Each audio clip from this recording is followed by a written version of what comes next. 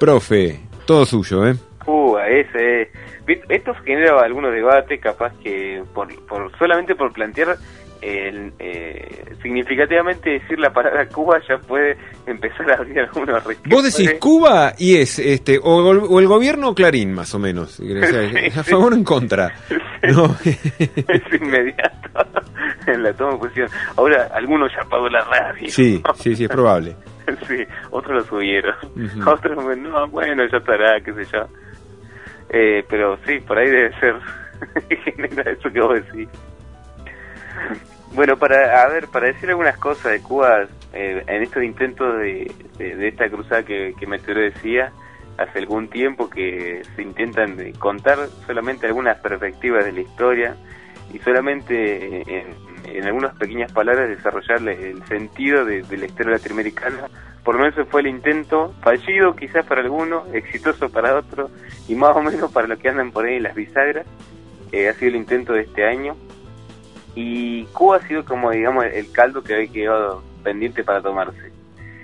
Dentro de eso habría que decir que la construcción de la historia en Cuba es una de las cosas que uno a veces atiende solamente a concentrarse en el siglo XX y mitad del siglo XX, legitimando o deslegitimando, acercándose o enfadándose, fracasando o ser exitoso con el Che Guevara, Fidel, Camilo, no sé, es decir, pensando distintas perspectivas que hacen la historia del siglo XX en Cuba.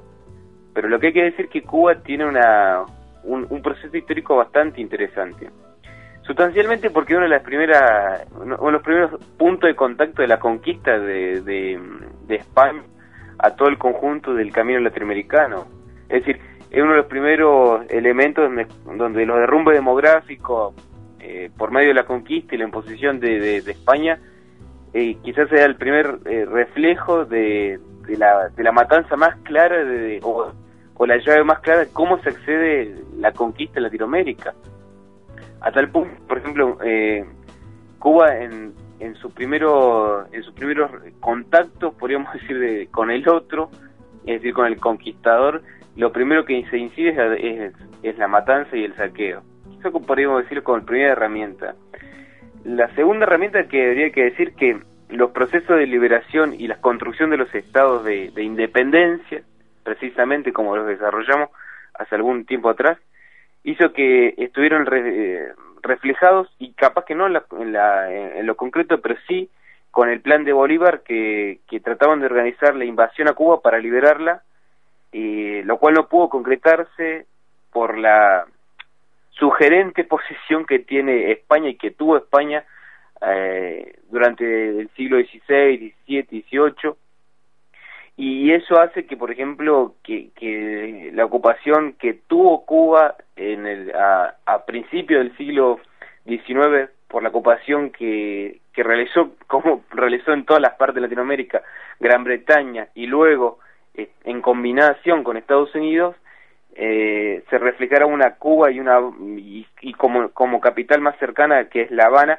se reflejara la introducción de miles de esclavos a partir de la transformación de la Cuba azucarera, reemplazando a la vieja Haití, que era la exportadora de azúcar clásica.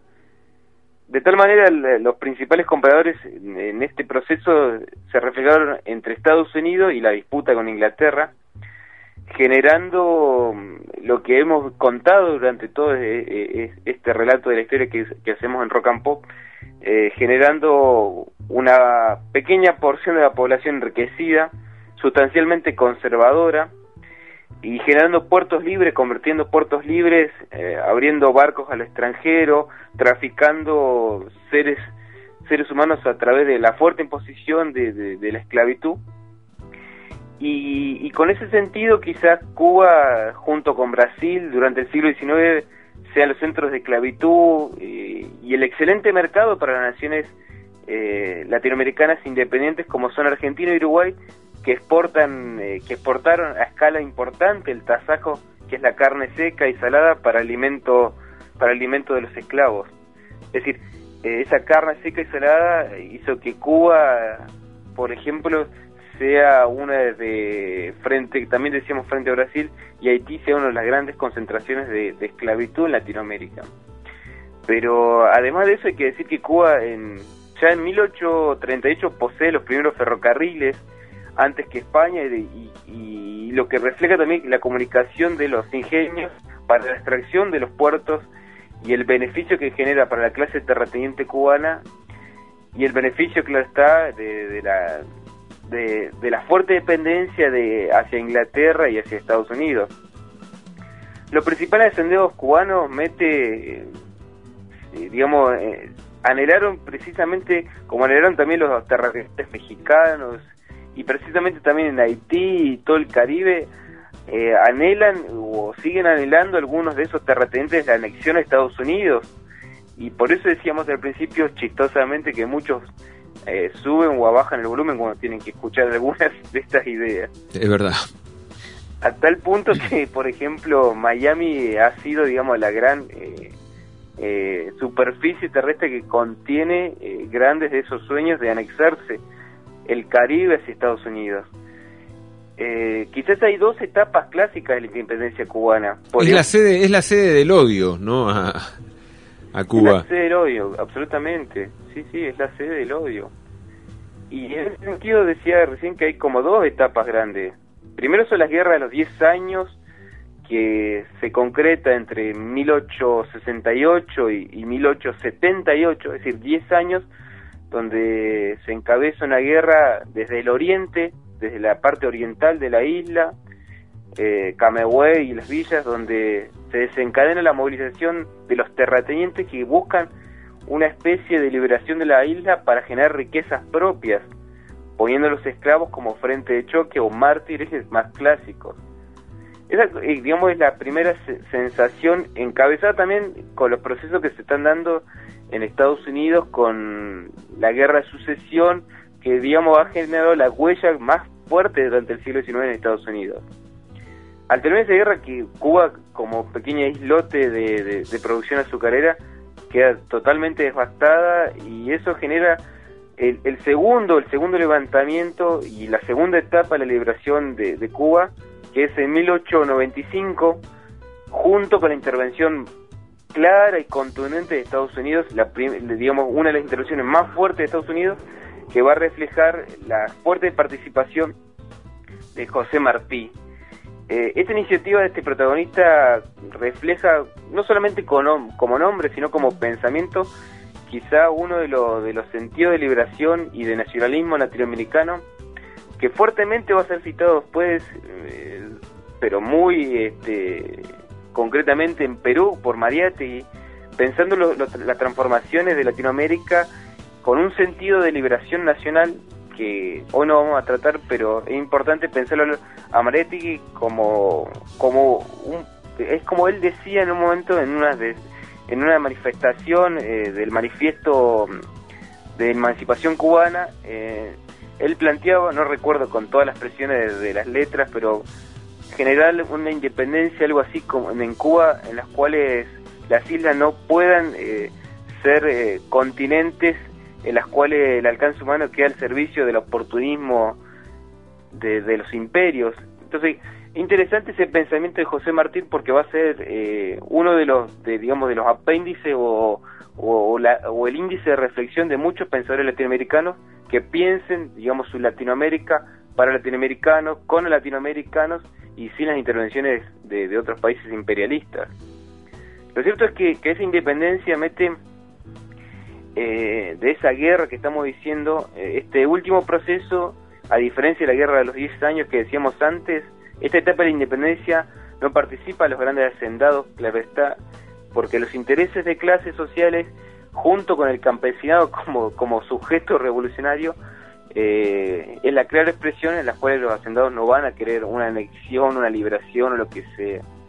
Es decir, José Martí con Moncado, Antonio Maceo son los líderes que mueren en las emboscadas que reflejan, digamos, la fuerte intervención que van a poner las tropas de Estados Unidos, con la intervención clara de Estados Unidos en La Habana, sirviendo como bloqueadores de cualquier proceso de liberación, a tal punto que la ocupación militar en Cuba permitió consolidar las compañías azucareras, reconociendo finalmente la liberación de Cuba con el tutelaje de Estados Unidos, norteamericano, claro está, donde el gobierno de Estados Unidos contribuyó al derecho de la intervención y la defensa, ocupando, claro, las tierras necesarias para las bases militares, las cuales hay una presente aún en vida, que es Guantánamo, que conserva también, digamos, el reporte más claro de los beneficios para uno de los representantes más fuertes y quizás sea la síntesis de todo un proceso norteamericano,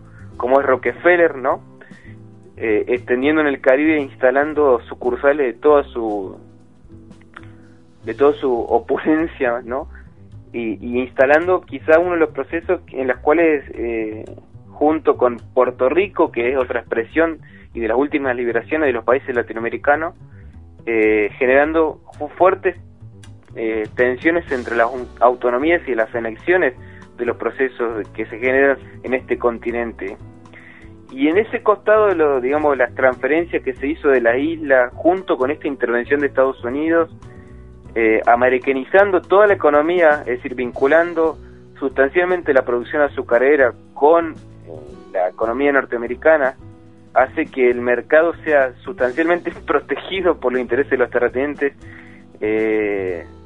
cubanos junto con los intereses de los norteamericanos. Es decir, la hegemonía, y esto no es menor decir, para el gobierno norteamericano, Puerto Rico, Cuba y todo el Caribe es un lugar estratégico, como sigue siendo hoy el lugar estratégico, donde las islas pasan a formar parte de la cadena de las bases navales que impulsaron sustancialmente Guantánamo, Culebra, el Canal de Panamá, con toda, digamos, la serie de nombramientos que uno puede hacer y con la realidad de que eso puede generar frente al despojo de toda la sociedad y del mundo campesino que produce sustancialmente esa tierra, que durante el siglo XX va a ser, digamos, con todas las dictaduras que van a venir y con todas las intervenciones que va a hacer Estados Unidos, tanto en Cuba como en Puerto Rico, porque son dos procesos que se dan con bastantes características similares, van a ser los dos procesos que van a generar estas transferencias y estos procesos